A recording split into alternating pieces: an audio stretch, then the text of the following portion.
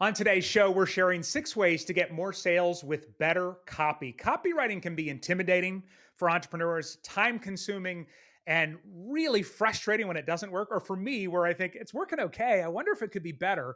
So, after seeing Alex Cattoni speak and teach her Wheel of Persuasion at Social Media Marketing World in San Diego this year, where we were both speaking, I knew so many entrepreneurs could be helped by hearing her simple approach to writing copy that converts. And so that's why I invited her on. And that's what we're jumping into right now.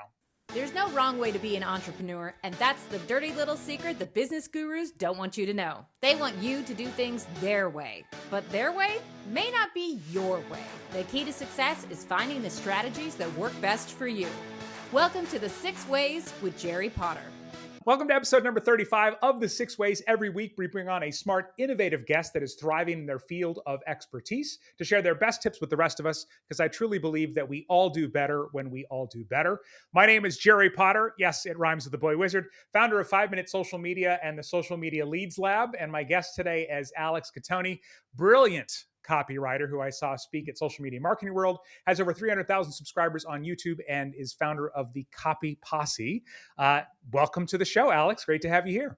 Thank you. I'm so happy to be here. So, one of my core frameworks that I teach is called the DATE framework, and it's kind of about the customer journey. And one of the core principles is you can't be making reels and this content that's going to get you discovered and start talking about your product. People are not ready to hear about that. And so, one of my favorite things about your framework is, oh, we have to start with the problem, right? That's the first part of this wheel of persuasion. Yep, Yeah, absolutely. Yeah. I and think to your point of what you just said, like so many people when they're trying to sell something and they're like, it's like the bridge of like, I have something to sell. So obviously all I need to talk about is my product. But when you do that, you like so quickly run out of things to talk about because you're just always talking about your product. Well, and I think when social media first came out, and Facebook business pages were a thing and they actually reached people, sometimes you could do that and you could get away with it. But now yeah, things have changed and are not going to go back. So normally on the show, if you're a regular listener, you know that normally I bring 3 things and the guest brings 3 things. But Alex's framework happened to be 6 ways, and I thought it was so strong. So you're the first guest ever to do all 6 ways. So you get to carry the load. But I know it's going to be great. So she's going to do that. Also, our question of the week from Naomi: do you think it's okay to use AI tools like ChatGPT as a starting point when writing sales copy? So we'll have Alex chime in on that, as well as myself. And if you want to know the answer, make sure you listen to the end of the episode for that. So, all right, 6 ways to get more sales with better copy. This is Alex Cattoni's Wheel of Persuasion. And so let's go ahead and start off. What is the first one? Yeah. So if you're listening to this and you're able to maybe write down like on a piece of paper, 6 numbers 1 to 6, I'll take you through these 6 principles. The first one you already said it, Jerry, is problem, which, makes a lot of sense, right? When we think about being in the business of marketing, it should always be about solving problems. And although I think a lot of business owners are sort of clear on what their customers' core challenge is, sometimes it helps to kind of go, okay, let's rewind a little bit and start there. And so the question that I like to answer under this P of persuasion is, what is the core problem that you are helping your customers solve? Because as humans, unfortunately, this is true for all of us, we are hardwired to avoid pain over gaining pleasure. And so getting really, really clear on what is keeping your customers up at night, what are they struggling with, what is ultimately driving them to make a purchasing decision. If you can put that into really clear language and call it out so directly that your audience is like, yes, hello, hi, that is what I need. That is me. That is so much more powerful. I mean, I don't need to tell most people listening to this probably that specificity is so, so powerful in marketing, yet we tend to not want to pigeonhole ourselves because ultimately we know we can help a lot of people and we can help solve a lot of problems. But, you've heard it before. If you try to speak to everyone, you speak to no one. And oftentimes, the more specific you are, the more relatable your copy is. So I like to follow the formula of just, I help audience with Mm-hmm. problem. So I help athletes with back pain. If you can answer that, I help X with Y framework, you are getting that much closer to being able to really specifically communicate what it is that you help your customer solve. It's so perfect too, and sometimes I think as entrepreneurs we overcomplicate it. We're Totally. trying to get to all these other things. It's like, no, no, no. Just what's the problem? Sure. I always tell my clients, I'm like, there's two ways you can get somebody's attention, get a stranger's attention, especially. One is to yell their name, "Hey, Alex," and the other one is to say a problem that they're currently struggling with, because we will always turn. And I was talking to a client this morning who's an infant, like a newborn sleep coach. Oh, I was wow. like, oh my gosh, when my first kid was 8 months old and was still not sleeping through the night. If you literally could have been yelling out the street, "Hey, are you struggling to sleep at night because you have a newborn?" I would have like, "Oh my God, who are you? Let me give you money." Right? I will give It you a is one nerve of the call. best ways. Yeah. Yeah. Whatever you charge, I don't care at that point. So, all right. So, the next P here in just a second, but I want to ask, because I asked this when we were at Social Media Marketing World, but I just want to clarify.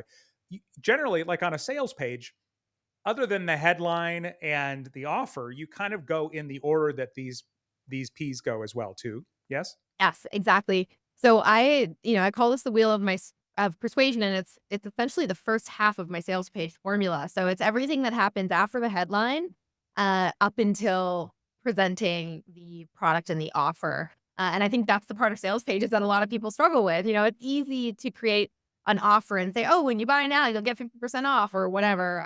Here's what's in the Yeah. box. Here's what you're gonna get. But it's harder to pull attention forward and to get people to read the headline, self-identify, and then say, "I definitely wanna learn more about that," and continue reading. And so to me, the wheel of persuasion is really a powerful tool to pull your audience's attention forward. All right. So the first P is problem. What is our second one? So the second P is pain. Now, I know that that might seem like the same thing as problem, but it actually isn't. I think of pain as being like, how the problem is showing up and manifesting in your life, right? For example, you gave the example of so I help infants sleep better. That is the problem. This is the challenge I help my audience solve. The pain is sort of why is that important question that comes after that, right? So when you think of anyone listening to this who has been a new mom and who has an infant, you know the struggle of, being up late, of being exhausted, of, not being able to perform during the day, of trying to sneak in naps when your infant is napping, all of these struggles and pain points that come up, that is what I'm talking about when I talk about this peak. It's sort of the continuation of the problem. It's how is this actually showing up in your health, in your relationships, in your energy levels, in your work. What is this problem causing? And the more clear you can be, the more empathy you are actually Yes. creating with your messaging, because you're validating people's fears and concerns and what truly keeps them up at night. When we think of a problem that we have, oftentimes when we're laying in bed at night, we're not fixated on this problem. We're fixated on all the ways causing us stress or anxiety or frustration or fear. And so really taking that one step further and saying, okay, this is the problem, but how is it actually showing up in your life? Well, and it's also letting them know that you understand the problem. Because as they say, if they believe you understand their problem, they believe that you can help them solve it too, which is great. So, okay. So we've got the problem and then the pain. And what is the third P in the wheel of persuasion? So the third P, and I love talking about this one because I think this is where a lot of people mess up, is uh, prescription. So when you are identifying a problem and pain point in your audience, we have this desire to then immediately say, "Here's my product. You have a problem, here's my product." And, that's the equivalent of saying, like, "You can't sleep? Buy my stuff. You are trying to lose weight? Buy my stuff. You are frustrated because your infant isn't sleeping? Buy my stuff." It's not built up enough belief yet that you can actually help them. They might believe that your offer or that your product or solution helps other people, but we all have this unique ability of making our specific pain, like, so unique that like we think Right. no at it. So obviously identifying the pain is really important to build up that empathy. But then the next step is prescription. And here's the difference. The prescription is not your product. The prescription is the specialized method, approach, discovery tool that can help your prospect remedy their pain. And so again, I just keep going back to your sleep coach example. Um, Yeah, use it. when you are a sleep coach who does training for an infant, the prescription is sleep training. You first need your customers to believe in sleep training before they believe in you. And that's I think the biggest mistake that a lot of people make is we're trying to get people to make a lot of assumptions about us in a very short amount of time. And oftentimes when people are saying no to an offer or they're not buying, it's had nothing to do with you per se. They actually just don't believe in the solution or know enough about the solution in order to make a guess that feel like or a purchase that feels really empowering and like this is exactly what I need. And so it really is like turning up the believability dial in order to make them believe that hey, this is what I need. You know, an example that I give a lot is let's say in the back pain niche, if you help athletes with back pain and your specific approach or discovery or methodology to heal back pain is flow controlled yoga movement, I'm Mhm. trying to get you to believe that that's what you need over any alternatives like medication or surgery or any other fancy schmancy, back tool or board or anything that you can buy to help with back pain. And so my first job is as a coach who helps athletes with back pain, I'm not, but as the example, Right.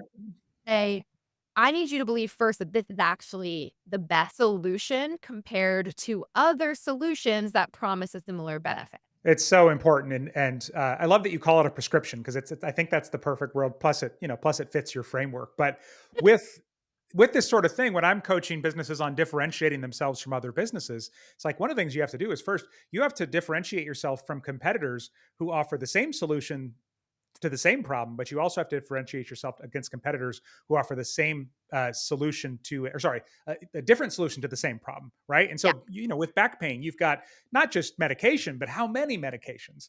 And then you've got a foam roller, and then you've got having your kids walk on your back, and yoga and Pilates, and there's probably 50 we could brainstorm. So it's 100%. so important.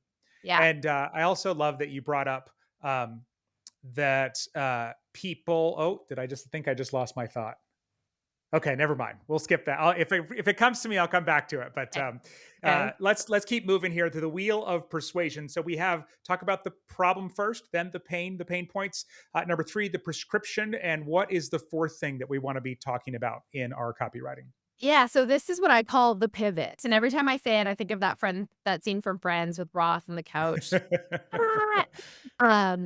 But another big question that I get in copywriting, and this is true on home pages, sales pages, email, especially like welcome emails or when you're introducing yourself to new subscribers and things like that, is when do I stop talking about them and talk about me for a second? Because it is important for you as the voice or the brand or the company or whatever behind the product to be able to show them who you are and to build authority. But of course, you don't want to start your sales page or your email sequence or anything off about you because we know that rule number one in marketing is everyone's always asking, well, what's in it for me? And so that's Yeah. why I like putting this pivot after the prescription because what you're essentially doing is you're saying, "Hey, you have a problem," like you said, perfect way to get attention. Here's how you're feeling. So you're building trust. Hey, I'm validating your fears. I know what you're going through because I can identify with these pain points and you're getting people to lean forward and say, yes, me too. Then you're saying, you know what? Here's what you actually need. You need this solution, which is different from, these other solutions. And here's why I think that's the best and the most powerful solution for what problem you have. And then the pivot comes in and it's like, and here's why I know that. So this is the opportunity for you to like step back Mm. and go, here's why I'm qualified to give you this progression. I have been a athlete my whole life and have been through multiple injuries in my career and had, back pain and I figured out a way to blah blah, like this is where you get to tell your story and share why you first of all have the authority to give them any sort of recommendation on what they need to solve their problem. But it's also a really good opportunity to build up your authority. And this is where you can share your credentials, your experience, how many people you've helped, how many companies you've worked with, whatever that might look like in your business. And if you're Yeah. new, I always say you can share a story here because story is a really powerful way to build trust. So it might not be that you're, been on Oprah didn't more, but you know what I mean. It might just be that, you have a really powerful story that they can relate to and you're building trust and authority that way. And so the pivot is like the one part of the messaging of the wheel of persuasion, and whether this happens at a sales page or an email sequence where you could be like, and here's how I can help you, and here's why I'm the person you could listen to without saying those exact words, obviously. Yeah. All right. So we're grabbing the attention with the problem, then talking about the pain, then the prescription, which is not our product or our specific, offer. Then pivoting where we can start to build our own authority, sprinkle in a little bit of social proof. And so then, what is the fifth P in the wheel of persuasion? Yeah, so this is positioning, right? So this is really where now, whereas before you were sort of explaining why your solution, whether it be, like yoga for back pain versus surgery or medication, why now people believe it's yoga. Okay, great. But now why are you the best option out of all the people who do yoga? So going back to what you said earlier, it's not just about making them feel like you're the obvious choice amongst all the solutions that they could potentially use to heal this or change or fix the problem. But why are you now the specific uh, person who can guide them and not to go anywhere else? And the best sort of way to identify this is just sort of talk about maybe other things or solutions they've tried before that didn't work. And so you can call out like, maybe you've done XYZ, but realized this, or maybe you've tried this, but it didn't really work for you, or you just felt like wasn't the best path forward for you. This is where you can really start saying, hey, here's why or this product or this brand is different than anything else you've tried before, and really calling out why other solutions may not have worked. So again, you're just further pulling people forward, getting them to trust and believe in what you have to offer. So before we get to the sixth P, I want to ask a follow up question on that. So with your example, you had, yoga for back pain, medication for back pain, or surgery for back pain. And so I can see easily how you would position yourself against the two that you were not. What's a smooth way to position yourself against, like if you're in that situation, position yourself against the two that you were not, but also the one that you are, because it's hard. I've been in entrepreneurship long enough to know that it's hard to get somebody to try something again, a prescription again, that they've already tried. Yeah. So how would you approach that challenge? Yeah, this is really where your unique selling proposition comes in. So, an exercise I take a lot of my students through is figuring out what makes you unique, different, better, faster in the way that you deliver your product or service, which is really important. And I think a lot of people overlook that completely. And when I say Mhm. unique, I don't necessarily mean it has to be this like revolutionary, like I discovered this new thing and nobody else is using it. Cause let's be honest, like there's a lot of people selling similar stuff online. Oftentimes it can be as simple as a similar value or way that you run your business. So I'll give you an example from my own business. When I started the Copy Posse, I was in no way one of the first copywriting coaches online. In fact, there were probably hundreds of people teaching copywriting and marketing online. But I started the Copy Posse because I just really believe that there was a different way to approach marketing, and that marketing can be fun, and that it can be a way to uh, create community and be yourself. And, I always say in my marketing that my mission is to dedustify the internet. And so for me, part of my unique selling proposition is in my brand personality. We're edgy, we're sassy, we're inclusive, we believe and very strongly communicate what our values are. And so I find that people naturally will gravitate toward that message when, like me, they were so jaded by a lot of the marketing that they were seeing online. And so coming up with your USP doesn't have to be this like, I use this special technology that nobody else uses. That was easy Right. back in the day. I know I wrote in the personal development industry for 15 years, and every program I would write for, it was like, oh, well, this meditation program has binaural beats embedded. It was like everybody was trying to create this like unique mechanism that made their program or product different. And what it can really come down to truly is just how you show up and how you run things differently and communicate that. And that's why I think branding is becoming really an important part of marketing because so many industries are becoming so saturated with the ease in which like, it's so easy to launch an online business now, whether it's an Yeah. Yeah. coaching business, whatever. And now this is where I really believe branding, really comes to the forefront because people now want to put their money where their values are. And that can be a really powerful way to distinguish yourself. Big time. The values goes so far. I had a client that she had an online, or sorry, she had a brick and mortar art studio, and it was just doing really well. Had been open for years, and she was trying to take her art lessons online, and she just couldn't get it to work. And so we did a consulting session around social media, and I said, "Let me look at your stuff and get back to you." And buried deep in her website, like I don't even know what page it was on. It wasn't like on the front page or the about page or anything, but it was somewhere. It basically said that um, they noticed that all of the online art lessons, or most of them, are, for lack of a better term, I don't remember if this is what she said, but whitewashed, right? And representation is important. And so she wanted to make sure that there were art lessons with equal representation, both of the kids doing the art and who's in the art and the artists that are inspiring the art and all that kind of stuff. And so I found this little nugget and I went to her and I said, do your brick and mortar people, do they know this about you? And they go, oh yeah, they love it. We talk about it all the time. I was like, okay, this is nowhere on your Instagram. This exists nowhere. And Yeah. she started leaning into it. And then immediately, she sent me a message. She's like, I'm having a little viral moment. It's like, yeah, that's because Yeah. you're standing out. You're different. You're not like everybody else now. There's tons of art lessons online. So, Obviously. and I love the ones you shared too.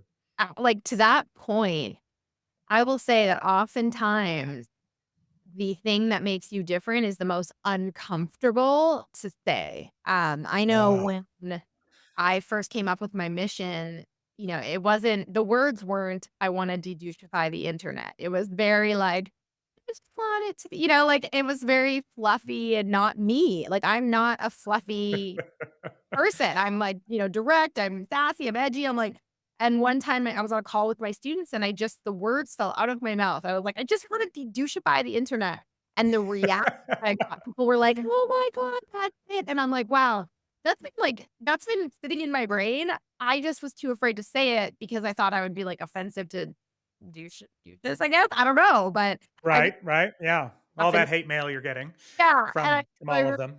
think it is about leaning in truly to why it's like the why are you showing up and doing things differently? Yes, of course we're all in the business of making money and that's important, and yes, we want to help people, but what is like the bigger reason that you feel really inspired by your work and sharing that, and of course if you do have some really unique USP, like you offer something that nobody else does, you want to definitely mention that too, right? So Of it's course. Yeah. it's just being really forthcoming about who you serve and who you don't and why that's important, to know that not everyone will vibe with it, and that's the whole point. Now, Alex, I'm questioning the entire history of my business because when I first started, I first started my YouTube channel. It was social media tutorials for busy entrepreneurs, and then it said because you're busy AF, and that was on my channel banner, and it was uncomfortable, and I went, I don't think this is right for me. And so after a couple months, I took it down. I don't remember. It wasn't like a monumental thing, but I love what Yeah. you said about, the thing that makes you uncomfortable might be the one to run with. Yeah, So I'll probably get one email from someone that's like, "I can't believe you said the F word," and then you get, 100 other people saying, "That's amazing," but oftentimes it's that one, like, message that you're like, "Ooh, I offended someone," it can be tough, definitely. and I back then I had much thinner skin too. I mean, when I worked as a radio personality or presenter, I wasn't allowed to answer the phones because if somebody complained, I was wrecked for the show. So our producer would not let anybody talk to me unless they were like, I mean, most people were happy if they were calling in. So I'm very much a people pleaser. So it's being on YouTube, as I'm sure you got to thicken up a little bit, You but really part of the game. So, all right, the wheel of persuasion, the problem, the pain, the prescription, the pivot, the positioning, and what is number 6? So number 6 is finally the product. So this is when you get to, build it up, explain why it matters to your audience, what problems you're solving, why it's better than anything else out there for them, why you're the right person to serve them. And then that really beautifully, rolls into introducing. You don't have to say introducing, but it is that kind of feel of like introducing my product. Which, at that point, people are receptive to it. I find if you start your marketing by just talking about the product, people are immediately like, oh, like I'm just Yeah. glazing over. Especially if the audience doesn't know you. Of course, the more aware your audience is of you and your product and services, the more open they are to receiving a straight offer. But this is when you can finally tell people what your product is and then go into the offer. I love it. All right. So there you go. The 6 P's in the wheel of persuasion. Our question of the week here in just a second about, is it okay to use AI tools to start your copywriting? So I want to get Alex's take on that. Real quick, word of mouth is the number one way that new people discover and grow their businesses from this show. So if you have found anything that has been shared today valuable, think of somebody else who would benefit too. And please take a second, send them a screenshot or a quick link or a text and let them know about it as well, because I truly believe we all do better when we all do better. All right, Naomi sent in this week's question of the week. Do you think it's okay to use AI tools like ChatGPT as a starting point when writing sales copy? Alex, what do you want to say to Naomi and anyone else who's had that thought? Yeah. I mean, it's a good question. Absolutely. I mean, here's the thing, right? I think it's easy for us to put this bucket of copywriting, and words on a page. All words on a page fall into this bucket of copywriting. What real copywriters know and what, smart business owners who hire copywriters or business owners who write their own copy know is that copywriting is so much more than just words on a page. And but sometimes putting words on a page is one of like the hardest things for copywriters to do, right? It's like, give me a problem to solve and I can solve it, but that blinking cursor on that white page. And so I'm a big fan of using tools that are available to you like AI to start the brainstorming process. I teach that. I have my team do it.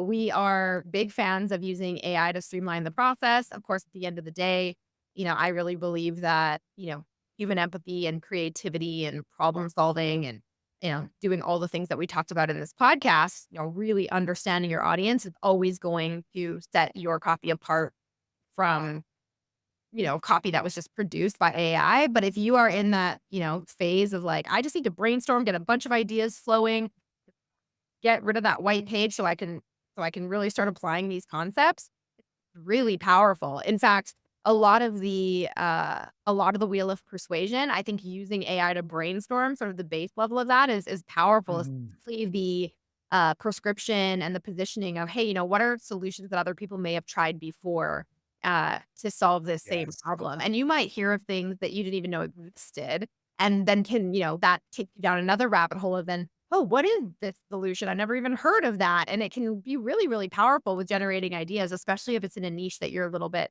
less familiar with. If you are a copywriter, for example, who's writing for a client that you're like, "Oh, I don't really know the financial, Mm. Yeah. wellness, world. I'm gonna use ChatGPT to get some info together." It's a very powerful tool. I love the way that you put that. And what I was going to say is, I think most people, even people who don't consider themselves good writers, could probably sit down with a simple framework like what Alex shared today and write a better page than anything AI is going to just turn out without your input, other than, hey, I sell back pain solutions with yoga, write me a sales page. And so I think the frameworks are so much more popular. 10 years from now, I don't know. I don't know what AI is going to be able to do, but I think for the next few years, it's just not going to be there. I'll tell you one thing I use it for in my copywriting that has been really helpful for me is I will take, for example, like we're talking about pain points, I will take all of the pain points, or I'll take a group of objections. For example, I work on podcast design with podcasters on adding video and basically getting more out of their podcast. And so I'll take all of the objections that podcasters have to adding video and I'll put them in and I'll say, summarize this using word for word language, what they said, and give me your answer in first person. And so what it spits back is something along the lines of, I'm interested in the idea of video, but I feel like, and there's something about like, as on my end, as the copywriter or the entrepreneur or whatever you are, reading it in first person is so much more impactful. And so it's like I read that and I'm like, okay, I know what to say to you now. Mhm. Here we go. And so that's Totally. just Yeah. been that little twist of the first person that it's been like, oh, that makes a big difference. Yeah. So I love that. Naomi, great question though. Thank you so much for the question. If people want to take a deeper dive into anything that we talked about today, definitely go to the sixways.com/35 for episode 35. And Alex, if people want to work with you or learn more about you, where are the best places for them to go? Yeah, you can go to copyposse.com and see all the stuff I've got going on. I have a new membership for freelance copywriters that's launching soon. So I'm sure by the time you're listening to this, if you are looking to become a freelance copywriter and really grow your confidence, get more clients, and learn the skills and tools and strategies you need to make your first $10,000 a month as a copywriter, you can go to copyposse.com/spark, SPARK. But I also have programs and offerings for business owners as well that you can find on my website. Awesome. And definitely find Alex on YouTube too. She's got great videos up there.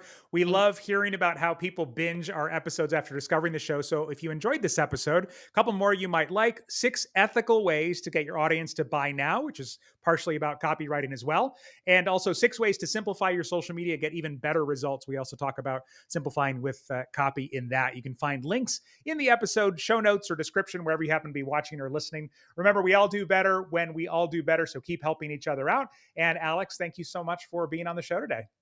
you. Had so much fun.